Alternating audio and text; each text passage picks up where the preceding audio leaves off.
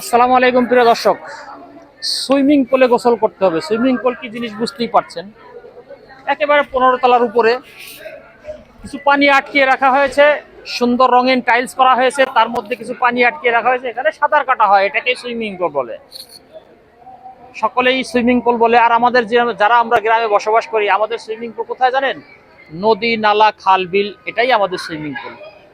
আর বড় লোকের ঐতিহ্যগত যারা যারা পয়সাওয়ালা, যারা টাকা পয়সা, যারা ধনী, তাদের সুইমিং পুল হলো এটা। অর্থাৎ তাদের খাল, বিল আর নদী নালা নেই, তারা এই পানি আটকিয়ে রাখা নীল জলরাশি, এখানে সাঁতার কাটে, এটাই তাদের সুইমিং পুল।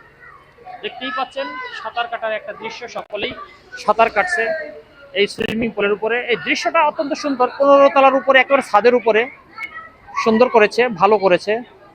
এরপরেও আমার কাছে, আমি বলবো যে আমার কাছে মজা ওই ছোটকালে খালে বিলে সাঁতার কেটেছি, ওইটাই আমার কাছে মজা। এটা কিন্তু আমার কাছে ততটা মজা মনে হচ্ছে না। যা হোক, এই সুইমিং পুলের এই গোসলের দৃশ্য, আমি নিজেও এখন গোসল করব। গোসলের দৃশ্যটা আপনাদেরকে দেখালাম। দৃশ্যটা ভালো দৃশ্য, কিছুটা রৌদ্রোজ্জ্বল আবহাওয়া আছে।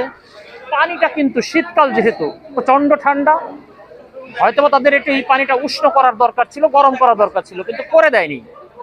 কি আর করা, সুইমিং পুলে গোসল করতে হবে, এই একটা আশা। এই ঠান্ডার মধ্যেই কিছুক্ষণ ডুবাবো, সাঁতার কাটবো। ভালো থাকবেন, আল্লাহ হাফেজ।